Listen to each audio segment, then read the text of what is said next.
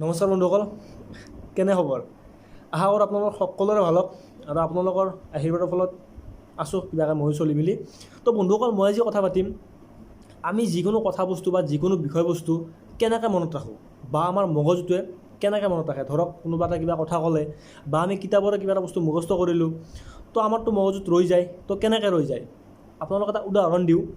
আপোনালোকৰ নিশ্চয় বন্ধু বান্ধৱী আছে।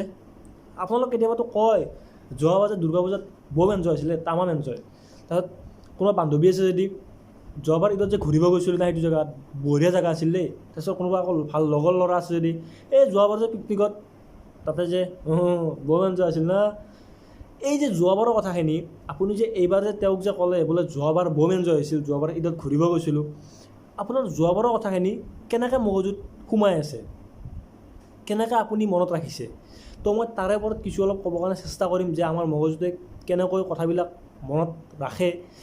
তো কিবা যদি ভুল হৈ যায় কমেণ্ট বক্সত নিশ্চয় জনাব। আপোনালোকে ভুলবোৰ ধৰি দিলেহে মই নিশ্চয় আগলৈকে শুদ্ধ কৰিবৰ কাৰণে চেষ্টা কৰিম। তো পিছে বলক আজিৰ ভিডিঅ'টো পলম নকৰি কিনে আৰম্ভ কৰোঁ।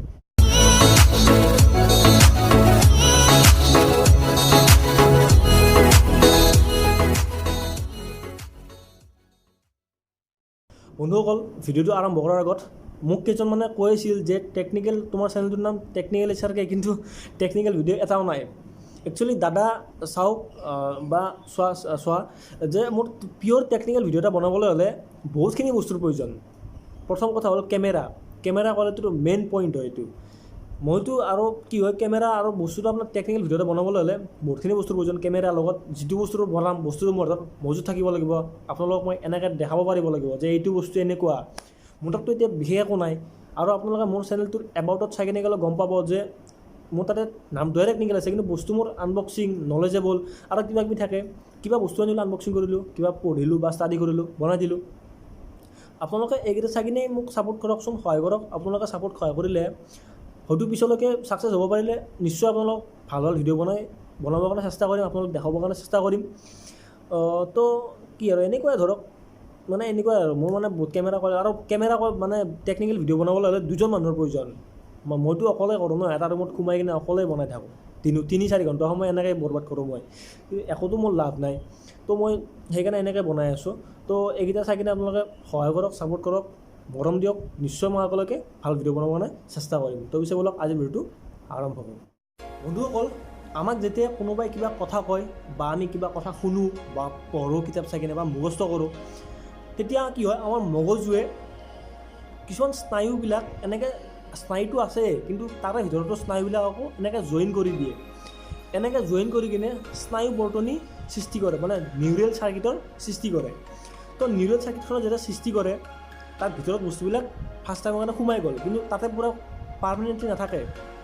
যেতিয়া আমি নেক্সট টাইম আকৌ বস্তুটো পঢ়িম বা কিবা কথা ক'ব, আমিতো মুখস্থ কৰিলে একবাৰ দুবাৰতো মুখস্থ নকৰোঁ, নিশ্চয় 3-4 বাৰ 5 বাৰলৈকে মুখস্থ কৰি থাকোঁ। এনেকৈ অভ্যাস বা কনচেনট্ৰেশ্যন বা মনোযোগৰ ফলত যেতিয়া আমাৰ বস্তুবিলাক মানে হেবিচুৱেল বা ৰেগুলাৰিটি হৈ থাকে, মানে এনিটাইম যেতিয়া বস্তুটো ৰেগুলাৰ হৈ থাকিব একেবাৰে 5-6 বাৰৰ কাৰণে, তেতিয়া আমাৰ সেই স্নায়ুবোৰত সেই বস্তুখিনি সোমাই যায় আৰু তাকে আমি নৰ্মেলি স্মৃতি বুলি কওঁ। আমি মানে যিটো কওঁ আমি মনৰ স্মৃতি শক্তি বুলি কওঁ, আমাৰ যে মনত ৰখা শক্তি, তাক আমি স্মৃতি বুলি কওঁ। বন্ধুসকল, আমাৰ এই স্মৃতি শক্তিটো বা মনত ৰখা শক্তিটো আমাৰ মগজুৱে কেনেকৈ আবদ্ধ কৰি ৰাখে। বন্ধুসকল চাওক, এইটো বস্তু এতিয়ালৈকে কোনো বিজ্ঞানীয়েও গৱেষণা মানে কৰি উলিয়াব পৰা নাই, কনফাৰ্মলি উলিয়াব পৰা নাই। এতিয়াও গৱেষণা চলি আছে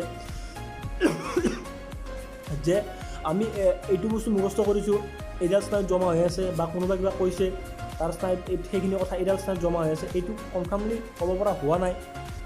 কিন্তু বিজ্ঞানীয়ে এইটো পৰীক্ষা কৰি উলিয়াইছে যে যেতিয়া আমি কোনো এটা বস্তু শিকোঁ বা শুনো বা দেখোঁ, তেতিয়া মগজুত কি হয়, স্নায়ু বৰ্তনীৰ সৃষ্টি হয়। কৈছোঁ আগত, নিউৰেল চাৰ্কিটৰ সৃষ্টি হয়।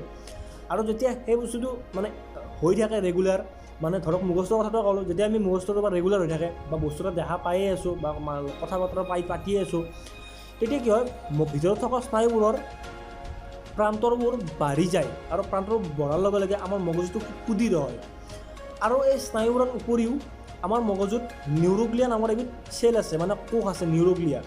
আৰু সেই নিউৰোগ্লিয়া কোষটোৰ ফলত আমাৰ মগজুটো ইমানেই চোকা হয় যে আমি যেতিয়াই যিকোনো বস্তু দেখোঁ বা শুনো, মনত ৰৈ যায়। আৰু ইয়াকে কয় স্মৃতি।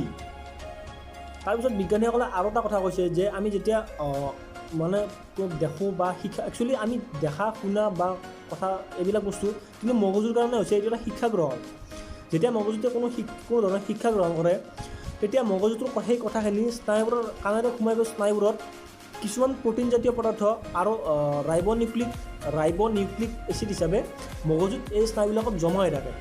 আৰু এই প্ৰ'টিনজাতীয় পদাৰ্থ আৰু ৰাইবনিউক্লিক এচিডে হ'ল আমাৰ স্মৃতি বা মনত থকা শক্তি। বন্ধুসকল, এই স্মৃতি শক্তিবোৰ কেইটা ভাগত ভাগ কৰিব পাৰি, মানে ইয়াৰ প্ৰকাৰ কেইটা? আপোনালোক এটা সৰু কথা কওঁ, আপোনালোক সকলোৱে ক্লাছ 1-2 পঢ়ি আহিছে, পাছ কৰি আহিছে। ধৰক আপুনি ক্লাছ 1ত 90% লৈ কিনে পাছ কৰিছে বা আপুনি গ্ৰেড A লৈ কিনে পাছ কৰিছে। আপোনাৰ ক্লাছ 1ত পঢ়ি অহা নেওতাখন তেতিয়াও মনত আছিল, এতিয়াও মনত আছে। কিন্তু ক্লাছ 1ৰ কিবা এটা ছাবজেক্টত যদি ভিতৰৰ কুৱেশ্যন এটা সুধি দিয়ে, হয়তো আপুনিও নোৱাৰিব পাৰে, ময়ো নোৱাৰিব পাৰোঁ। কিন্তু আপুনি হয়তো সৰুতে আৰু বহুত কিবা কিবি কৰি আহিছে, আপোনাৰ সেইবিলাক মনত আছে, কিন্তু আমাৰ নেওতাখন মনত আছে, কিন্তু ভিতৰৰ কুৱেশ্যনটো মনত নাই। এই যে ডিফাৰেঞ্চটো, নেওতাখন মনত আছে কিন্তু বাকী কিছুমান সৰু সৰু কথা মনত নাই। কিয়?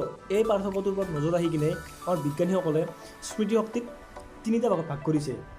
প্ৰথমটো হ'ল চেঞ্চৰী মেমৰি, মানে সংগাব্য স্মৃতি। তাৰপিছত হ'ল শ্বৰ্ট টাৰ্মৰ ৰিচেণ্ট মেমৰি, মানে জানেই এইটো কম সময়ৰ কাৰণে। তাৰপিছত হ'ল লং টাৰ্মৰ পাৰ্মানেণ্ট মেমৰি, মানে এইটো দীঘলীয়া সময় বা স্থায়ী মেমৰি, মানে স্মৃতি। তো চেঞ্চৰী মেমৰি মানে কেনেকুৱা জানে? আপোনাক প্ৰত্যেকটা বস্তু মই উদাহৰণেৰে বুজাই যাম। উদাহৰণেৰে ক'লে আপোনালোক বুজাত নিশ্চয় সহজ হ'ব। ধৰক আপুনি চেঞ্চৰী মেমৰি মানে কি? আপুনি ক'ৰবাত দুখ পালে, হাততে হওক ভৰিতে হওক, ক'ৰবাত দুখ পালে, যেতিয়ালৈকে দুখটো আৰু এনি টাইম পাই নাথাকে, যেতিয়া ক'ত খুন্দা খালে হাতত দুখ পালে, যেতিয়ালৈকে দুখ পাই থাকিব হাতখনত, তেতিয়ালৈকে আপোনাৰ মনত থাকিব যে ক'ত খুন্দা খালোঁ, দৰ্জাত। কিন্তু যেতিয়ালৈকে বিষটো ভাল হৈ গ'ল, কিয় ভাল হৈ গ'ল, আপুনি লগে লগে কথাটো সেইটো ভাবি থাকিব নেকি? পাহৰি যাব লগে লগে, বা সেইটো কথা ভাবা বাদ দিব। ভাবা বাদ দিয়াৰ লগে লগে এনেই পাহৰি যাব না। যেতিয়া বিষ কমিব এনেই অট'মেটিকেলি মেমৰিৰ পৰা ওলাই গুচি যাব। সেইটো হ'ল চেঞ্চৰী, মানে ৰেগুলাৰ, মানে খুব বেছি অলপ সময়ৰ কাৰণে। তাৰপিছত 2 নম্বৰটো হ'ল শ্বৰ্ট টাৰ্মৰ ৰিচেণ্ট মেমৰি, এইটো কম সময়ৰ কাৰণে। জানে এইটো, মানে এইটো হ'ল কিবা এটা ধৰক যোৱা বছৰ আমি ক্লাছ 9ত কিবা এটা পঢ়িছিলোঁ, এইবাৰ ক্লাছ 10ত বেলেগ পঢ়িলোঁ, কিন্তু ক্লাছ 9ৰ বস্তুখিনি মনত নাই, কিন্তু ক্লাছ 9ত 80% লৈ আহিছোঁ। কিন্তু ক্লাছ 9ৰ বস্তুখিনি এতিয়া ইমান এটা মনত নাই, 2 এটা আছে কিন্তু গোটেইখিনি নাই। সেইটো হ'ল কম সময়ৰ কাৰণে, বেছি সময় নহয়, অলপ সময় আছে, গুচি গ'ল। তাৰপিছত আহিছে লং টাৰ্ম আৰু পাৰ্মানেণ্ট মেমৰি, মানে কিছুমান বস্তু স্থায়ী মেমৰি, স্থায়ী স্মৃতি। আপোনালোকে এইটো বুজি পাইছে চাগে। আমাৰ প্ৰত্যেকৰে জীৱনত কিছুমান এনেকুৱা ঘটনা আছে যিটো আমি আজিতো বাদ দিয়ক, মৃত্যু পৰ্যন্তলৈকে পাহৰিব নোৱাৰোঁ। আছে, আপোনাৰো আছে, মোৰো আছে। সেইটো হ'ল স্থায়ী, মানে আপুনি কোনোবা দিনতে কৰি আহিছে, কিন্তু কিবা হঠাৎ দেখা পালে, কিন্তু আপুনি পাহৰিব নোৱাৰে।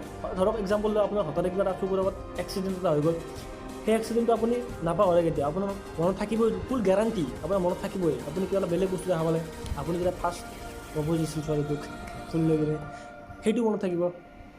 নাপাহৰে, কিছুমান বস্তু থাকে এনেকুৱা, মানে লাইফত চবৰে বেলেগ বেলেগ থাকে, নাপাহৰে। এইটো হ'ল স্মৃতিৰ ভাগ, চেঞ্চৰী মেমৰি, শ্বৰ্ট টাৰ্মৰ ৰিচেণ্ট মেমৰি, লং টাৰ্মৰ পাৰ্মানেণ্ট মেমৰি। আৰু আমাৰ মগজুত থকা স্মৃতিশক্তি কেনেকৈ কাম কৰে গম পালে, এইখিনিয়ে আৰু। বন্ধুসকল, আজিৰ ভিডিঅ'টো ইমানেই আছিলে। যদি ভিডিঅ'টোৰ পৰা কিছু অলপ নিজকে উপকৃত হোৱা বুলি ভাবা, তেন্তে एक लाइक तो बनता है ना, तो साथ में सब्सक्राइब भी कर देना और साथ में बेल को भी दबा देना, ताकि मैं जब भी कोई नई वीडियो अपलोड करूँ सबसे पहले तुमको नोटिफिकेशन मिल जाए और तुम देख सको। तो আজিলৈকে ইমানেই আছিলে। তো ধন্যবাদ, জয় অসম, বাই বাই।